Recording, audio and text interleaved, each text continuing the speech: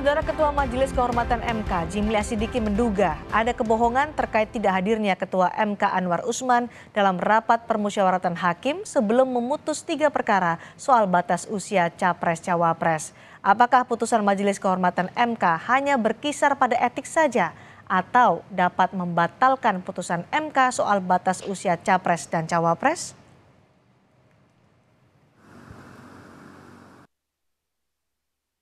Majelis Kehormatan Mahkamah Konstitusi menyebut mengantongi bukti rekaman kamera pengawas soal kejanggalan pendaftaran gugatan usia peserta Pilpres.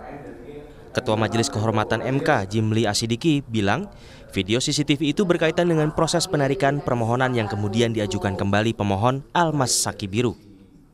Jimli menambahkan pelanggaran administrasi tersebut jadi salah satu isu yang dipermasalahkan para pelapor. CCTV yang berkaitan dengan penarikan permohonan dan pencabutan dan kemudian diajukan lagi ya. Ya kita periksa apa salahnya di mana, kan belum tentu salah juga. Ya itu bagian dari itu persoalan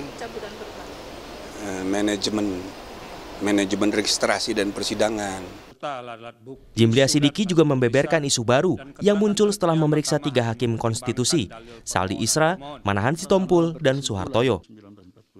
Jimli menduga ada kebohongan terkait tidak hadirnya Ketua MK Anwar Usman dalam rapat pemusyawaratan hakim sebelum memutus 3 perkara soal batas usia Capres-Cawapres. Kebohongan, ini hal yang baru. Kebohongan itu maksudnya gini, itu alasan hadir dan tidak hadir di sidang. Satu, ada alasan karena konflik kepentingan, yaitu waktu kasus partai PSI dan beberapa yang ditolak itu. Selanjutnya hadir. Nah kan waktu itu alasannya kenapa tidak hadir, ada 2 versi. Ada bilang karena menyadari ada konflik kepentingan, tapi ada alasan yang kedua karena sakit. Nah ini kan pasti salah satu benar. Dan kalau satu benar berarti satunya tidak benar. Selasa kemarin, Majelis Kehormatan MK memeriksa Ketua MK Anwar Usman. Usai diperiksa, Anwar membantah soal lobi jelang keluarnya putusan MK terkait syarat usia Capres-Cawapres. Anwar menyebut menyerahkan soal jabatannya saat ini kepada Majelis Kehormatan MK. Ya kalau begitu putusannya masa begitu. Oke. Tapi enggak Pak, terkait lobby itu gimana Pak? Enggak ada tuh lobby gimana, orang putusannya dibaca sendiri. Udah baca belum putusan 9? Ya udah. Oke. Poinnya klarifikasinya apa Pak? Iya Pak. Apa? Mundur. Yang mundur dari perkara 9. Yang menentukan jabatan milik Allah, Tuhan Yang Maha Kuasa, ya. Sementara itu hari ini Majelis Kehormatan Mahkamah Konstitusi kembali memeriksa 5 pelapor dugaan pelanggaran etik Hakim MK terkait putusan batas usia Capres dan Cawapres. Majelis Kehormatan MK juga akan memeriksa kembali Ketua MK Anwar Usman Jumat besok. Dugaan pelanggaran etik Hakim MK mencuat setelah MK mengabulkan gugatan soal syarat batas usia Capres-Cawapres. Putusan MK membolehkan Capres atau Cawapres di bawah usia 40 tahun maju Pilpres asalkan pernah atau sedang menjabat sebagai kepala daerah. Putusan ini dianggap menjadi karpet merah bagi putra Presiden Jokowi, Gibran Rakabuming, melenggang ke arena Pilpres. Tim Liputan, Kompas TV. Bagaimana nantinya putusan Majelis Kehormatan MK? Apakah hanya menjatuhkan sanksi etik kepada hakim MK yang terlibat atau putusan MK bisa membatalkan putusan Mahkamah Konstitusi soal batas usia Capres dan Cawapres? Kami bahas bersama Marwarar Siahaan, mantan hakim MK, dan Juanda, pakar hukum tata negara Universitas Bhayangkara Jakarta. Selamat petang Pak Marwarar, Pak Juanda. Selamat petang Mbak Cindy, selamat petang. Terima kasih sudah bergabung di Sapa Indonesia Malam. Pak Marwarar, ini menarik dari yang disampaikan oleh Ketua Majelis Kehormatan Mahkamah Konstitusi, Jimli Asidiki, menemukan ada beberapa kejanggalan. Yang pertama adalah kejanggalan soal penarikan atau proses pendaftaran gugatan batas usia Capres dan Cawapres. Ketika itu didaftarkan, kemudian ditarik dan didaftarkan kembali. Ada CCTV yang dijadikan bukti oleh MK. Pandangan Anda soal kejanggalan ini apakah akan memberatkan atau bagaimana analisanya? Ya, jadi kalau saya kira suatu pendaftaran ada aturannya.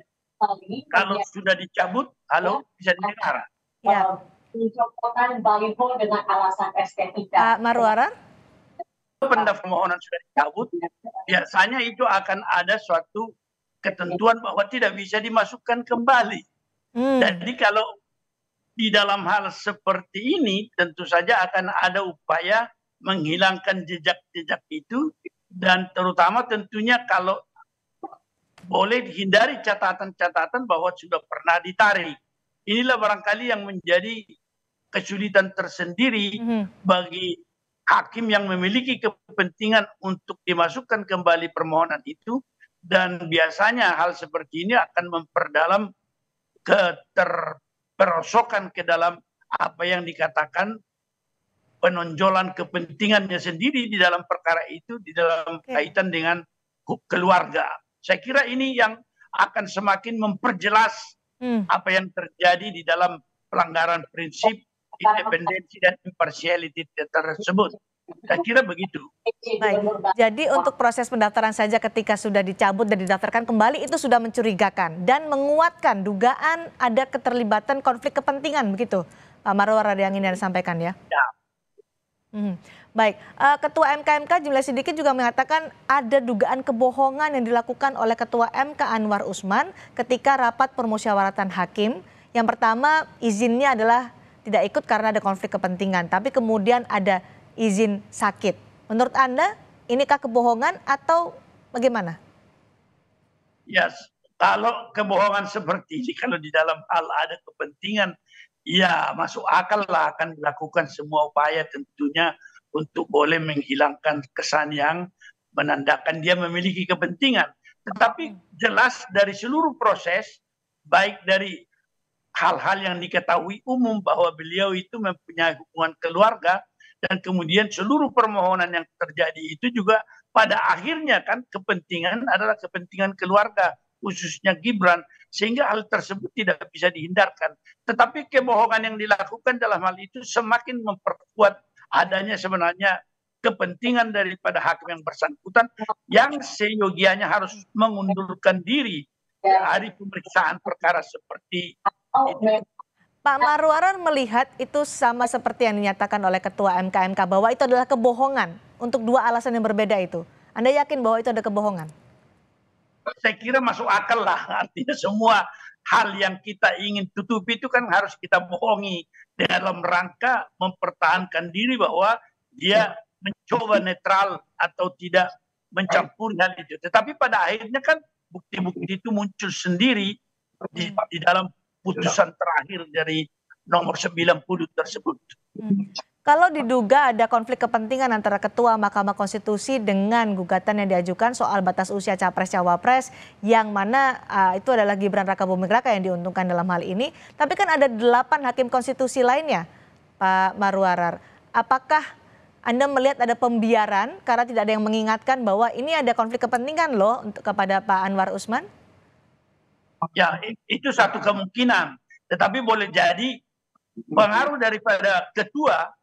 Biasanya kalau dalam kultur peradilan itu, meskipun ketua itu sebenarnya hanya memiliki keistimewaan dalam hal sebagai pemimpin secara administratif, tetapi sama memiliki independensi dan imparsialitas itu, tetapi kultur demokratisasi belum mantap betul di kalangan hakim, terutama di kalangan hakim dari peradilan umum. Karena saya mengetahui bahwa Pak Anwar itu datang dari peradilan umum, di mana pimpinan atau ketua pengadilan itu memiliki suatu privilege tersendiri dan pengaruhnya sangat kuat terhadap anggota-anggota, dan boleh jadi bahwa ada semacam persuasi lah dari ketua itu, dia menginginkan seperti apa dia kemukakan kepada hakim anggota. Itu cara melihat saya berdasarkan pengalaman akan kultur independensi hakim di peradilan umum dan kultur independensi hakim di MK yang dulu menjadi berubah menurut saya atau mencapai satu tahap yang matang di Mahkamah Konstitusi pada tahap-tahap pertama itu. Nah, ini saya kira masalah besar yang seharusnya kalau dapat bukti-bukti, karena saya mendengar ada bukti-bukti, ada bisikan dari ketua entah benar entah tidak, ini itu menjadi faktor yang harus dipertimbangkan di dalam hal itu, yang boleh jadi memperberat atau menyebabkan hakim lain yang berada dalam kubu mengabulkan permohonan itu meskipun dengan suatu syarat tertentu, maka itu menjadi suatu hal yang juga mereka mendukung sikap yang tidak imparsial tersebut. Saya kira ini bisa jadi 5 hakim konstitusi yang turut dengan ketua di dalam putusan itu mengabulkan, boleh jadi mereka juga melanggar apa yang dikatakan prinsip imparsialitas dan independensi itu. Demikian pendapat saya. Pak Marwar, tadi kan karena pendapat Bapak soal CCTV, kemudian soal alasan yang berbeda disampaikan oleh Anwar Usman ketika tidak hadir dalam rapat pemusyawaratan hakim. Apakah menurut Anda dua bukti ini sudah cukup terang benderang membuktikan ada kesalahan atau pelanggaran etik yang dilakukan oleh Anwar Usman? Ya tanpa kebohongan seperti itu kan sudah jelas sebenarnya. Kalau bahasa Solo, cetowelo-welo, jelas betul sudah, karena memang pada akhirnya meskipun post factum, ya dia memberi pintu atau jembatannya emas kepada Gibran yang tadinya belum memenuhi syarat.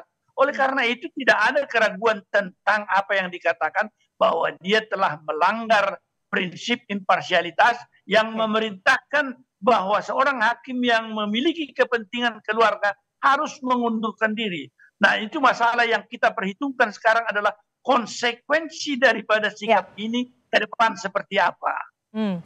Sanksinya seperti apa, Pak Marwar, kalau Anda menyebutkan ini sudah terang benderang ada pelanggaran, melanggar imparsialitas yang dilakukan oleh Anwar Usman? Ya, jadi begini, ada 2 hal yang berbeda di sini, antara ada undang-undang kekuasaan kehakiman yang secara general juga berlaku kepada hakim konstitusi, tetapi ada undang-undang Mahkamah Konstitusi yang secara khusus, kalau kita katakan dia lex spesialisnya, tapi undang-undang kekuasaan kehakiman itu lex generalis. Masalahnya di dalam pasal 17 ayat 5 dan 6 undang-undang kekuasaan kehakiman, kalau hakim seperti Pak Anwar tidak mundur ketika ada kepentingan keluarga di dalam hal situ, di dalam undang-undang kekuasaan kehakiman dikatakan bahwa putusan itu cacat. Sehingga di peradilan umum dikatakan begitu dia cacat harus diperintahkan, diperiksa dan diputus ulang tanpa atau dengan komposisi yang berbeda tanpa kehadiran hakim yang memiliki kepentingan itu.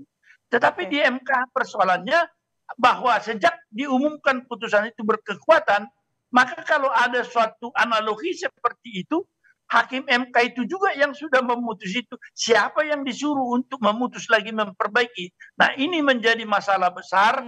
Misalnya di dalam melihat ini bahwa once atau sekali sudah diumumkan putusan itu di MK, dia final and binding. Persoalannya, apakah misalnya kalau dikatakan final and binding sesuatu yang cacat, apakah itu harus diimplementasikan atau dilaksanakan? Ini persoalan fokus sekarang yang mungkin ke depan menimbulkan ketidakpastian tentang bagaimana cara memperlakukan ini, bagaimana KPU melihat ini, bagaimana rakyat pemilih yang akan melihat ini, yang sangat berbahaya juga menurut saya dari segi kepastian hukum. Baik, Prof. Juanda, kalau tadi disebutkan oleh Pak Marwar bahwa putusan itu bisa saja cacat ketika nanti sudah terbukti pelanggaran etik dalam sidang etik yang dilakukan oleh Majelis Kehormatan Mahkamah Konstitusi. Apakah aturan itu bisa diimplementasikan jika dinyatakan cacat secara hukum? Ya, saya kira benar yang dikatakan oleh Bang Muarar tadi. Itu kan memang norma yuridisnya begitu.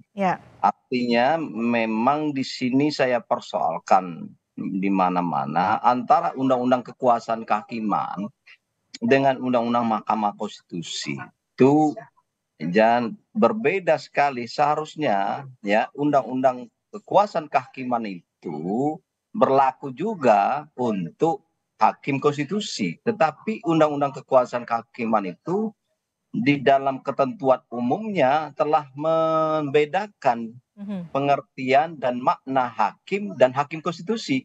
Jadi karena makna hakim itu dalam arti adalah konotasinya untuk hakim-hakim di bawah peradilan Mahkamah Agung, tetapi hakim konstitusi khususnya menyangkut soal konstitusi di Mahkamah Konstitusi. Ya. Dan disampaikan oleh Bang Muarar tadi adalah memang untuk peradilan di bawah Mahkamah Agung atau Mahkamah Agung ya. Nah ini apakah berlaku?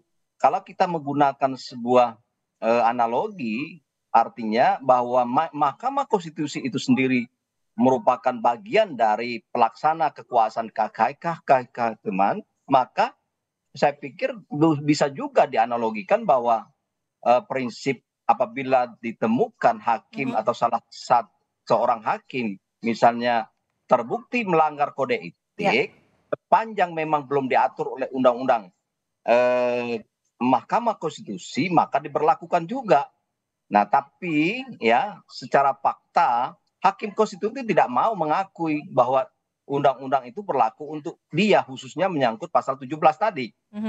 Nah, ketika ditanya bagaimana pelaksanaan implementasinya, memang ini kan soal putusan Mahkamah Konstitusi itu kan merupakan satu putusan yang memang memiliki ciri-ciri dan karakteristik tersendiri, di mana tidak ada upaya hukum. Nah, ini problematik hukum kita secara norma, secara hukum positif.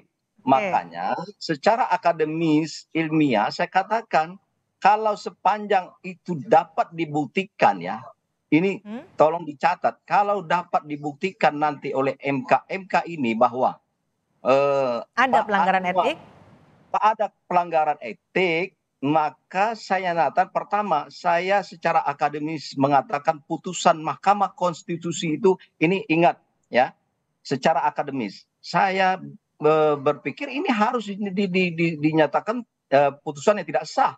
Tidak sah. Tidak sah secara akademis. Wah, problemnya memang secara yuridis normatif belum ada yang mengatur ini. Nah, bagaimana? Apakah tinggi? Persoalannya saya sebagai dosen ingin melihat apakah tinggi norma atau tinggi keadilan. Walaupun kita tidak mengkonfrontasikan antara norma, ketika norma itu bertentangan dengan keadilan, secara filosofi hukum yang saya pahami, harusnya mengikuti keadilan.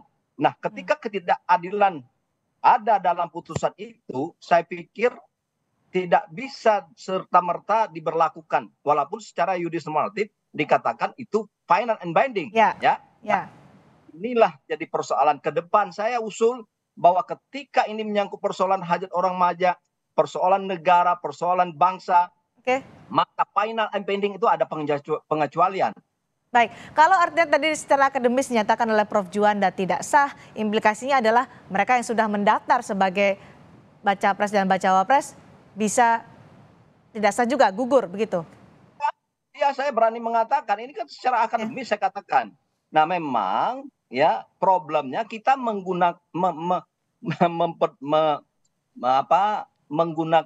paham mazhab positivisme hukum atau sociological jurisprudence yang artinya di situ keadilan yang kita ingin capai.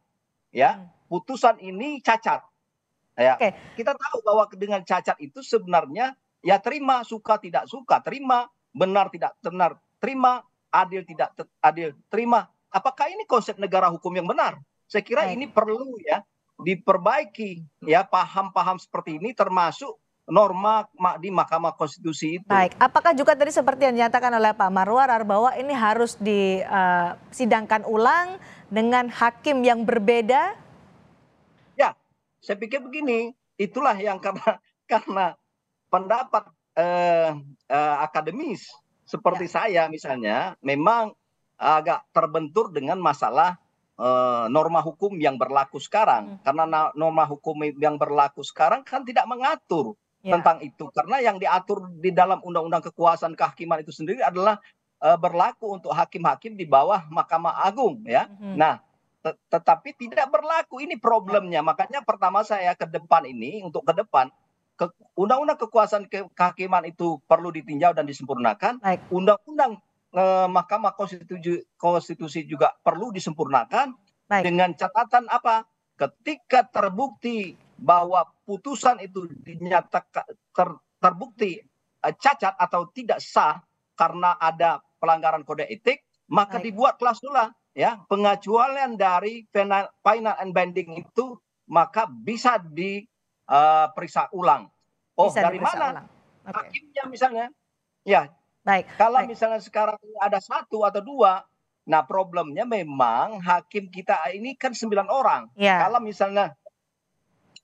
misalnya 7 orang masih bagus atau masih dijamin integritasnya, saya pikir tidak masalah. Baik. Problematiknya adalah ketika hakim dari 9 itu misalnya yang terkena 5. Wah, 4 bagaimana? Apa 4 bisa? Menurut saya memang ini perlu dipikirkan, merupakan sebuah pikiran dan terobosan hukum ke depan. Dan prosesnya panjang begitu ya, Prof. Juanda. Masalah ini. Prof, terakhir, persoalan ini hanya bisa diselidiki atau di ranah etik saja, atau bisa ke potensi pidana? Oh iya, sebenarnya kan sudah diatur itu. Di samping memang MK ini terus terang aja memang terbatas pada soal kode etik. Tidak menyangkut soal ya substansi putusan. Dan tetapi kalau memang terbukti misalnya ada permainan dari kode etik ini berkembang ke arah pidana, itu lain soal lagi, dan ini bisa diproses hakimnya secara pidana. Kalau bisa berujung dan berkaitan dengan soal perbuatan-perbuatan pidana, misalnya pemalsuan atau kebohongan dan segala macam sebagaimana disebutkan oleh Prof. Jimli tadi. Baik, terakhir untuk Pak Marwarar juga singkat saja soal potensi apakah ini bisa dikepidana atau bagaimana potensi hukuman terberat dari pelanggaran etik ini jika terbukti. Ya, saya kira begini, kalau disebutkan juga di undang-undang tadi, kekuasaan kehakiman boleh dijatuhkan kalau terbukti ini pelanggaran etiknya, sanksi administrasi dan pidana, tetapi saya belum menemukan ketentuan pidana yang mana yang khusus untuk hal seperti ini. Tetapi kalau bisa sebelum ditutup Mbak ya, ini sebenarnya di dalam dunia Mahkamah Konstitusi di dunia juga, bahwa tidak semua putusan yang final and binding dilaksanakan. Ada kadang-kadang perlawanan, ada yang mengabaikan dan lain sebagainya. Terutama kalau yang cacat seperti ini. Persoalannya kalau misalnya KPU yang menjadi alamat juga daripada putusan MK itu mengabaikan, apakah dia bisa dituntut karena dia merasa itu cacat. Ini problem yang akan kita lihat ke depan ini, karena apa yang dikatakan Pak Jimli bahwa tanggal 7 harus diputus, ada kaitannya itu dengan verifikasi syarat, dan apakah diberi kesempatan kepada kubu tertentu memperbaiki pasangan calon tertentu atau wakil presidennya yang dicalonkan itu. Saya melihatnya arahnya ke sana yang terjadi, tetapi dasar hukumnya yang menurut saya belum terlihat. Tetapi di dunia ignore, abaikan, ada itu. Tidak pernah dipersoalkan seperti itu. DPR kita juga ada beberapa undang-undang yang tidak melaksanakan putusan MK. Apakah itu yang akan terjadi atau KPU menyatakan bahwa akhirnya karena cacat putusan ini Gibran tidak memenuhi syarat dan dia meminta koalisi mereka menggantikan pasangan calon. Saya menduga atau mengantisipasi yang diumumkan oleh Jimli harus tanggal 7 diputuskan ada kaitan dengan itu. Tapi ini kan namanya menduga-duga saja. Kita tunggu nanti bagaimana perkembangannya hingga putusan tanggal 7 November nanti. Terima kasih pandangan yang diberikan kepada kami di Sapa Indonesia Malam hari ini, Pak Marwarar Siahaan, dan juga terima kasih Prof. Juanda sudah bergabung di Sapa Indonesia Malam.